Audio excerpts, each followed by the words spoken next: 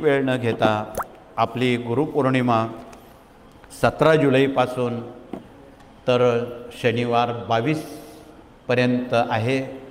या काळात घरचे घरी आपण सर्वप्रथम स्वामी मूर्तीवर पुरुष सूक्त स्त्री सूक्त म्हणून पाण्याचा अभिषेक करून कुटुंबियांनी स्वामींसमोर एक शपथ घ्यावी की पुढची गुरुपौर्णिमा पावेतो तुम्ही आम्हाला सेवेकरी बनवा, आमच्या मागच्या साऱ्या समस्या दुःख संकट निवारण करा आणि आमचा योगक्षेम तुम्ही चालवा।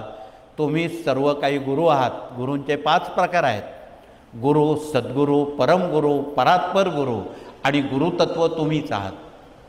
ज्यांचे देहधारी गुरु असतील, हयात असणारे नसणारे गुरु असतील, या सर्वांनी स्वामींच्या अंतःकरणात गुरु बघावेत, स्वामींना गुरु करावं हा संदेश आपण सारे संत सुद्धा स्वामींच्याच अंतःकरणात बघावे। अवघ्या संतांची गुरुपद स्वामींनी बहुविध आविष्कारात घेतली, त्यात आमचे साईबाबा मागे नाहीत। सबका मालिक एक असं ते स्वामींकडे हात करून सांगायचे। विदर्भामध्ये गणात गण बोते, कणाकणात स्वामी बसलेले आहेत असं गजानन महाराज सांगायचे।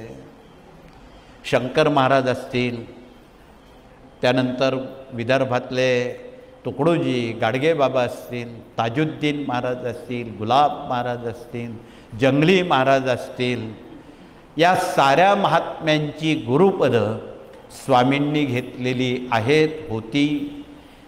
तो वारसा महाराष्ट्रातल्या जनतेनं चालवावा एवढंच कळकळीचं सांगून पुन्हा एकदा गुरुपौर्णिमेच्या पूर्वसंध्येच्या आपणा सर्वांना मनापासून शुभेच्छा देऊन आपण हात जोडून प्रार्थना करू आणि हे सत्र इथे थांबवू।